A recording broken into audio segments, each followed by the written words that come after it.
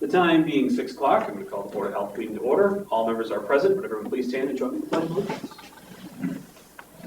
I pledge allegiance to the flag of the United States of America and to the republic for which it stands, one nation, under God, indivisible, with liberty and justice for all. You may be seated. Now I'm going to turn things over to our health agent, Chris Schultz, to give us some announcements from the health department. Okay. Just a few quick ones. I'll start with my constant reminder that COVID is still a thing, still out there.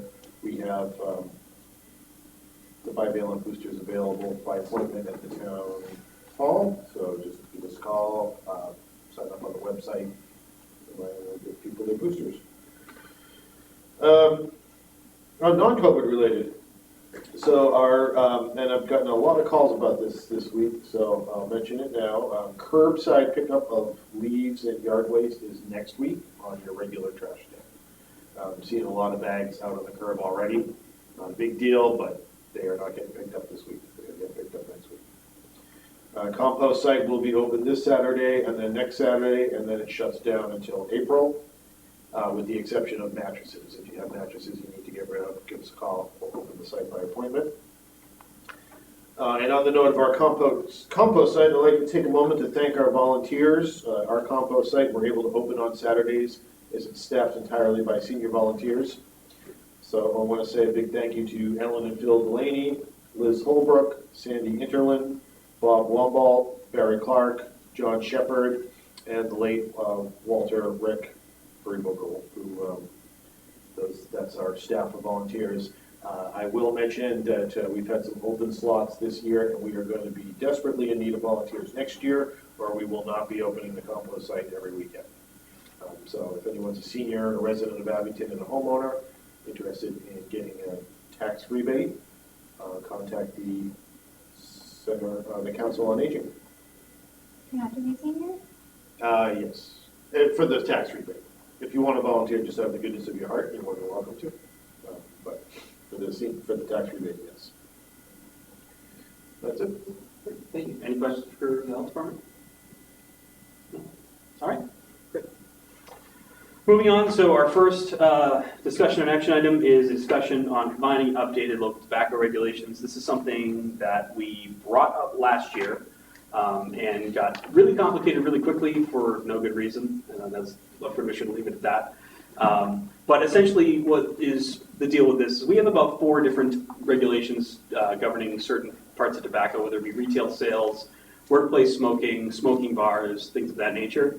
And essentially we worked last year with DJ Wilson, who was with the Tobacco Control Commission, to basically bring it down to 2. And there is a format for us to do that. Unfortunately, the 2 drafts that we would have been looking at are not in this packet, and that's okay. They were emailed out to everybody, so those are available. But essentially what we're going to end up doing is trying to find a way to bring these regulations down to those 2 and update them a bit. One of them hasn't been touched since '99, another 2007, another 2013, and tobacco regulations have changed quite a bit since then, considering the expansion of vaping, the age to 21, things like that. The way that that's essentially going to end up working, there are a few non-negotiables with the tobacco regulations, things that we have to have in place. The state already covers those, so the fact that they're not up to date in ours is okay because, you know, the age of 21 and things. But then there are certain things such as the number of licenses, whether or not we allow certain types of smoking establishments. Those are questions that we as Board of Health have to decide. We've already decided those, so in the draft regulations we were given, we'd go through and fill those out for what is already in place. But after we put those together, if we want to take a look back and make those adjustments, this could be a time that we do that as well. So, but long story short, what we have now is here. We're going to look to whittle these down into a framework, and then if we want to make changes, we will. So that's the summary. If we want to have further discussion about it, we can. These are here for us to look at and talk about. We just don't have the draft one that I was talking about here, so unless we want to pull it up on our phones and do it that way, we can. This is a continued discussion. It's going to take a little bit of time.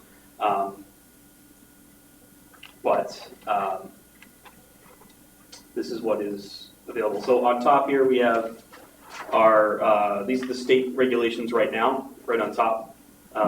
These just went into effect, probably as is within the past year or two. So that's the first one you should have in your file. The following one is Office of the Board of Health. So this is membership association, prohibiting smoking in there. This hasn't been touched since 2013. Below that, you have restricting the sale of tobacco products. So this is retail sales. These, I think we looked at fairly recently to update just for vaping, but I don't know if we had touched it to update up to 21 years old. So that'd be an example of things we would need to look at there. Underneath that, you have our smoking in workplaces and public places. Again, this hasn't been touched for, I think, 2007, so this is the last time. And I believe there was one more that it may not be here, but is essentially the same as the public places, workplaces, things of that nature. Where would we find that? It's all on the town's website. Yeah, the one that's not on here, the MGL is duplicated twice on the website. Is that okay? That might be why we thought it was. I kept getting confused when I went to. Okay, yeah. Yeah, because we had modernizing, and then we had the retail sales, but then we had gotten rid of the retail sales for the modernizing. That's what we did. Okay. So essentially, we can whittle these down instead of having 3 separate regulations. The sale regulations could be one regulation, so restricting retail sales. The other one is workplace smoking. So this other one that is smoking in membership associations can be put into either one of those. I think it's just depending upon how the wording is. But there's already a framework for that given by the Massachusetts Health Board Association, so we can use those as the template to be able to move forward with that and actually be in line with these changes that have taken effect.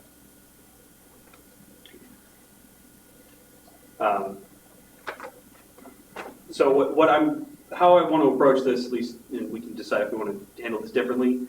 I want to next meeting get those 2 copies here so we can look at.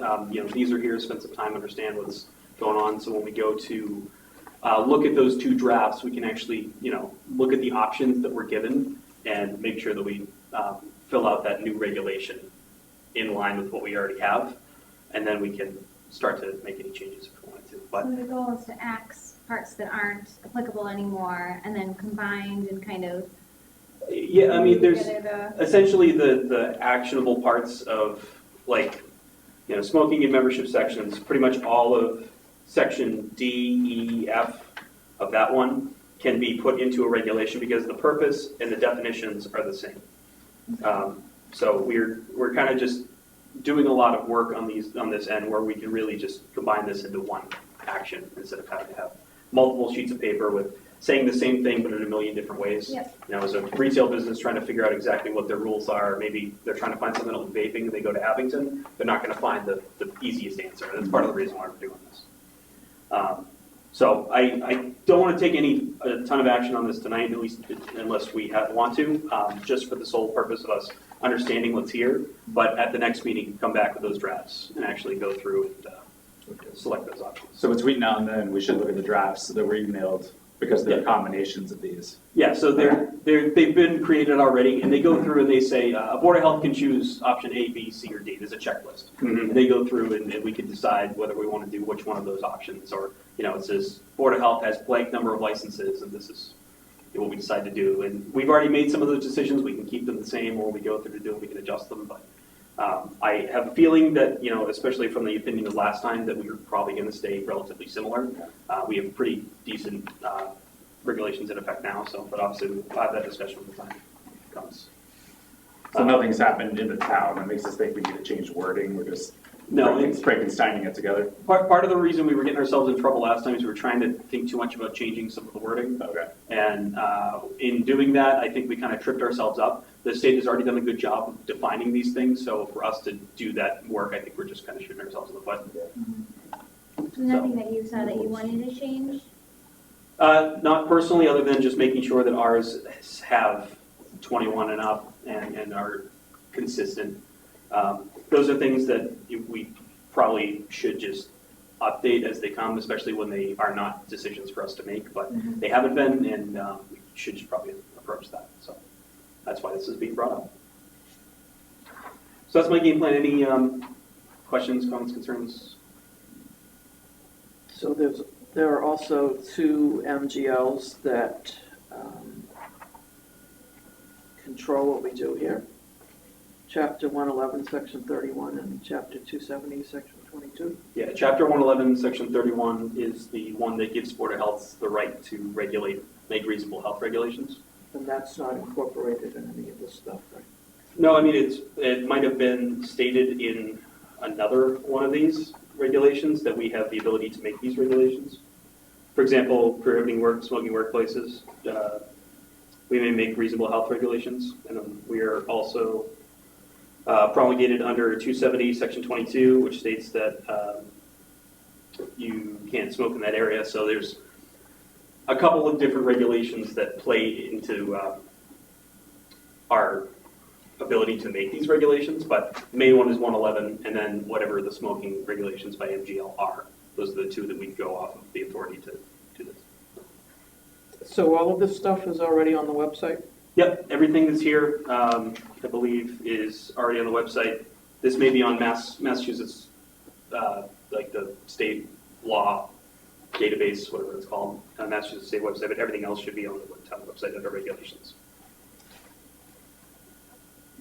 And they were emailed out in the email when we were planning this meeting, so there was like 7 or 8 attachments to them. The two that I'm talking about are, there's one called an ETS draft, which is workplace smoking, and then there's local retail sales draft, which are written up by the Health Board Association and the Tobacco Control Commission. 7 or 8 attachments There were quite a few attachments. Yeah, there was a bunch.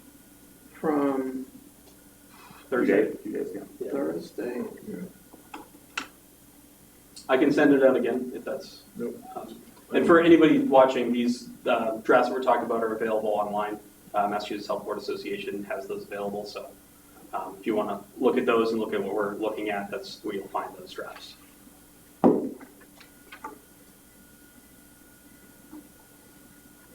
Yeah, speaking as your recycling, education, and compliance officer, I prefer not to print them for the next meeting. I will if somebody needs them, but I'm not just going to print them for the group. And that's why, like, we're printing these now. Please save these because we're going to be going through them for a while. It took a lot of fighting between me and the health agent to get this printed out, but we did get there. I have to pay the recycling bill every month. Any discussion, questions, comments? No, just take time to look over it. Yep. on Yeah, your own. and I want to give us time to do that. I mean, we have at least 2 weeks between now and our next meeting. We can start having some of these conversations. We started to break down last time, just, do a section, meeting or 2 sections of meeting. Thing we really shouldn't have to do as much as we were trying to do last time. We are really just going to look at the sections where it gives us options. We're not going to change the stuff that's there right now, and then we can go back and think about what our elections are if we need to. DJ is retired, but I'm sure if you guys really wanted to speak to someone from the Tobacco Control Commission, they would make something available. And we had him literally, I think, last November, like a year ago. So if you go onto Abington Cam's YouTube page, for example, he visited us. You can watch that video. We had these exact same conversation with the exact same sheets of paper that we're looking at now. We just didn't end up taking any action on it last time. So that's what we're doing. After you watch the video, you'll understand why. Yeah. I'm interested now. All right. If there are no other questions, comments, we'll move on. The next is to vote on the minutes. I have 2 dates listed here. The second date, I did not have time today to finish writing the minutes. So we have enough time before we have to approve them. We can do them at the next meeting. But we do have October 17th. That should be in your file there. Do I have any discussion on the minutes? Changes, omissions? I thought they looked good. I'll make a motion to approve them. Katie's make a motion to approve. Do I have a second? Second. Second from Lisa. Any further discussion? All in favor? Aye. Opposed? You abstain? All right. Those minutes are approved. And we will look at the 7th next meeting. All right. Correspondence. Chris, I know you have something from the health department. Yep, couple things. So I got a call last week or the week before, it's all a blur, from the Abington Housing Authority. So there's been, and I know some businesses also get confused with this, on places that have a no smoking regulation, on whether or not they can allow vapes. So just to clarify for everybody in town, Massachusetts general law defines smoking as including e-cigarettes and vape. So if you have a no smoking regulation in place, that includes vaping. There's no exceptions. That is a finable offense for any establishments in town allowing indoor vaping. It's a $100 fine, first time. Second is $200, and that is for a year. So, and we will enforce that. The other thing, so this is a situation, and I just want to get the information out there for the general public. We received a complaint about a establishment in town. The accusation was that their freezer was down for 4 days and they were reselling goods that they thought didn't actually turn out to be the case. But the problem was, so if you are frequenting a store and a refrigerator or freezer is not working for 4 days, complaining on Facebook gets you nothing. That is something that needs to be reported to the Board of Health, because the health department, we're not psychic, we're not in these stores all the time, we rely on being informed of the situation so that we can go out and investigate and protect public health. So I just happened to be on social media and see somebody complaining about this, and I reached out to them and asked them to contact the health department. We went out and investigated and made sure that everything was fine, and it is. But I want to remind people, you can call us at 781-982-2119. If you want to make an anonymous complaint, there is a form on the town website where you can just click to make a complaint. We take all complaints seriously. We will investigate them. Just because you don't see action taking place or get an immediate response doesn't mean we're not dealing with it. But just not doing anything or complaining on social media is not the proper way to get us to take action. And when public health is at risk, we want to make sure we're on top of it. So just wanted to get that out there. So what was the actual problem with that store? There was a problem with the freezer, but it's maintained at temp. It was down for about an hour, and anything that was in there was ice cream, and it was disposed of. An hour? Yeah. And that's fine. Things can be, any food can be in the danger zone for 4 hours. Even when it was having trouble working, it was still below 41, so even though it wasn't frozen, it was still in the safe zone. And I saw work records and backed that up. And that's the other thing, like you can sit here, if somebody says that the freezer was broken for 4 days, and I go in on the 5th day and it's fixed, I have no proof whatsoever other than taking somebody's word. So there's nothing actionable I can do. If I get a call that a freezer is not working and they're selling out of it, and I go there and see it, then we can do something. But if it's after the fact, it's hearsay. So, just asking people to help us help you. Board, have any correspondence? All right. That is the end of our agenda. Do I have a motion to adjourn? I'll make a motion to adjourn. Second. Motion to adjourn from Kevin, second Lisa. All in favor? Aye. Opposed? It's unanimous. We are adjourned.